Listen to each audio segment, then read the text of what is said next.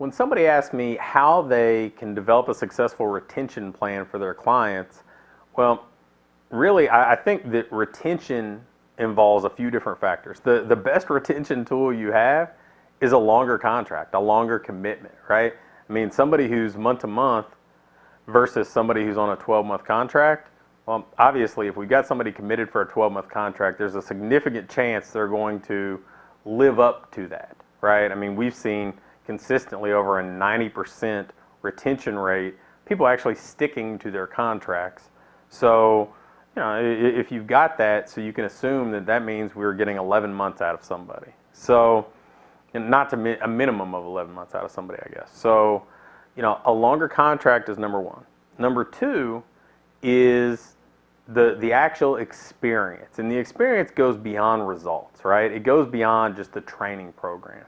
Because sometimes, you know, the people that we serve, they don't know enough about the mechanics of the program itself, the science behind the program, all the ins and outs, to really be able to discern the difference between, you know, this program and that program. But if you factor in the entire experience, you know, the way that you greet them when they walk in the door, the way that you're motivating them, the way you're holding them accountable, the way that you're creating a culture and a community in your business. The little things outside of the business, you know, sending cards, sending emails, giving gifts, doing, you know, texting, keeping people interactive on Facebook, that sort of stuff. All the experience. And the experience can be, I mean, it goes into, you know, keeping your bathrooms clean, keeping the facility clean. All of that is part of the experience. So the experience is another big part of this. And then creating a community. Okay, if you're creating a community where everybody feels like this is more than just a workout. These are more than people who just come in and work out at the same time that I do. These coaches or trainers are more than just instructors. If you're creating a community where everybody feels connected, there's a common bond, they're part of something bigger, now that also is going to play a big factor in maximizing your retention in your business. So, okay, we want to lock people into longer commitments, and you know, when we say lock people into longer commitment, that's definitely not a negative thing.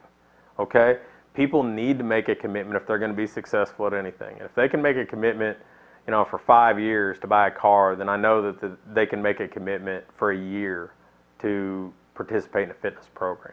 Okay, so that's a key. Making sure the experience is as good as you can possibly deliver it. I mean, think about it. The Disney experience versus the typical amusement park experience. You know, all the details that Disney pays attention to versus the experience an amusement park or a state fair might pay attention to. And then creating a culture, creating a community. If you do all three of those things, your retention is going to be so much better than the average fitness provider, than the average gym. So really kind of audit your business and look at it and say, well, okay, could we sell people longer term programs? How can we make our experience better? And how can we create more of a community in our business? I guarantee you're going to find some opportunities to make your business stronger and improve your retention if you do.